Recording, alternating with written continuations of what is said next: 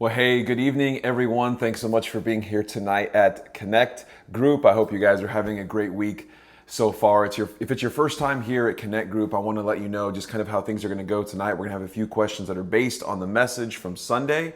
And if you weren't able to be there, you'll still be able to be part of the conversation. Our Connect Group leaders and hosts do such a great job of facilitating a conversation that brings everyone in. So if you have something to say, you have some thoughts, you don't even have to go to church here to be a part of this conversation. My name is Dominic Insenius. I'm the leader at the Heart. And this past Sunday, we just wrapped up a message series that we've been doing called Unseen. And what we have attempted to do is look at some topics, some issues, some groups of people that go unseen in our society, in our culture. And this Sunday, what I wanted to look at is this idea of looking at women in a different way. We talked a little bit about sexual abuse, sexual assault, and there could be some triggers for some people. And I want to say up front that if you are uncomfortable sharing anything about this ever in these groups, please do not feel pressure to share anything like that. Our goal is to make these groups a safe place for us to be able to share things that we go through, things that we deal with, and that we face.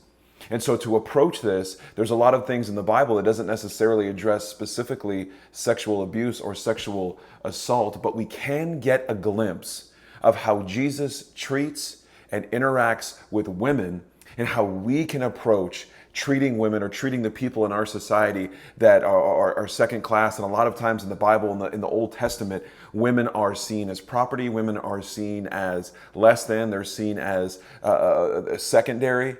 And so what we want to do is look at how Jesus treats females, look at how Jesus treats women, and how we can approach in our society treating women in this way. And I don't mean to be speaking just to the men. This is for all of us. If we have to all be able to talk about these things. I think sometimes in our society, when it comes up with women's rights or being able to talk about victims of rape or victims of sexual assault, we have some people who feel like they're either afraid to talk about it, or they don't know enough about it, or they just don't think it happens a lot.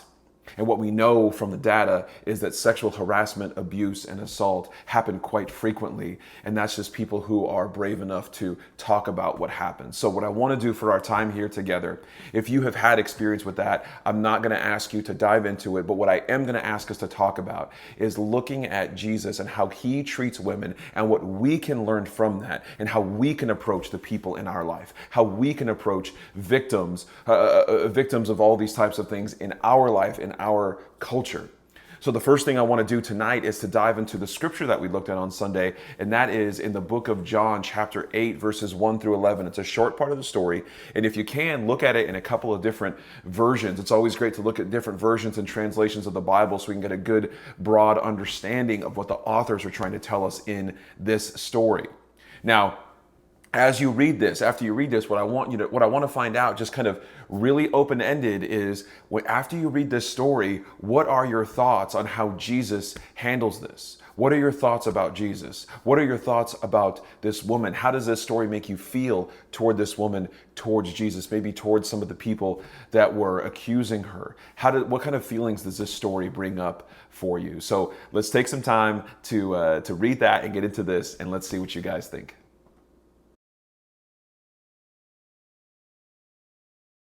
All right, now I want to dig a little bit more actually into this story, into John 8, verses 1 through 11.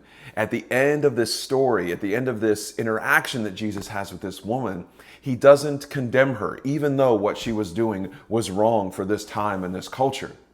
And what I want to know is, in your opinion, in what you know about, religion, what you know about your faith, what you know about Jesus, and your own thoughts and feelings through your experiences over the years, I want to know from you, why do you think he doesn't condemn her? Why do you think instead of that, he offers freedom to her? Why do you think he offers freedom in place of telling her the rules that she is broken? What a great time it could have been to say, here's the rules you've broken, here's what you need to do to fix it, and here's how you can move on. But he doesn't do that. He offers this woman freedom. And so I want to know, in your opinion, why do you think he does that? Why do you think he takes the time to do that when he could have done so many other things? So let's take some time to talk about that and see what you guys think. And I want to encourage you, different opinions does not mean anybody is wrong.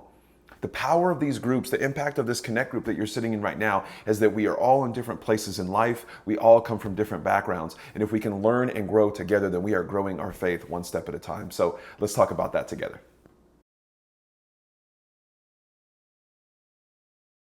All right, now kind of building off of this, what I want to know from you guys, I would love to you, if you're feeling brave and you're feeling bold, I want you to describe a time in your life when someone in your life, someone who maybe a teacher or coach or a friend, offered you grace.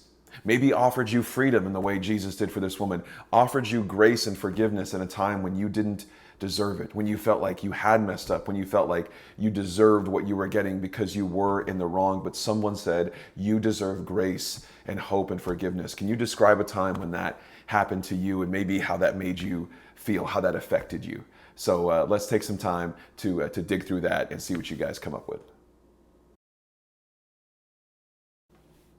All right, now for the last question for tonight, our whole goal is to take what we are learning and apply it into our life. The way we grow our faith, the way we grow our faith in our community is to take what we are learning and put it into our lives. So as we talk about these different types of things that people have been faced with, this woman who is a victim of this harassment, who's facing this, and Jesus interacts with her, and different people in our life, different women in our life that have been affected by victims of sexual abuse and assault and harassment and rape and worse. And how can we make a place for people like that in our life, a safe place for people to be able to be seen, to be known? That's the whole goal with this series, is how can we take the unseen and let it be seen? And it starts with us making place in our heart for this. So I want to know what you can do in your life to create that space. Maybe there's some things you need to change about your life, the way you act, the way you interact with people. Maybe there's some things that you need to change, the way you say, the way you talk about certain topics. So it's a very self-reflective question. And again, if you're brave enough and bold enough, I would love to know your thoughts. And it helps us all grow. When you speak up, it helps us all grow and learn in ways that we wouldn't have been able to before. That's the power of this community and the power of these groups. So let's end with this question. And I hope you guys have a great rest of your week. We're starting a brand new series this coming Sunday called Continuum. And we're going to talk about how our past and our future all affects who we are today and how we can step into who God is making us to be. I'm very excited to be able to dig into this new topic with our church community. I think it's going to be great. So come out this Sunday, bring a friend. It's going to be a great Sunday morning. Hope you guys have a great rest of your week. Love you too much, and we'll see you soon.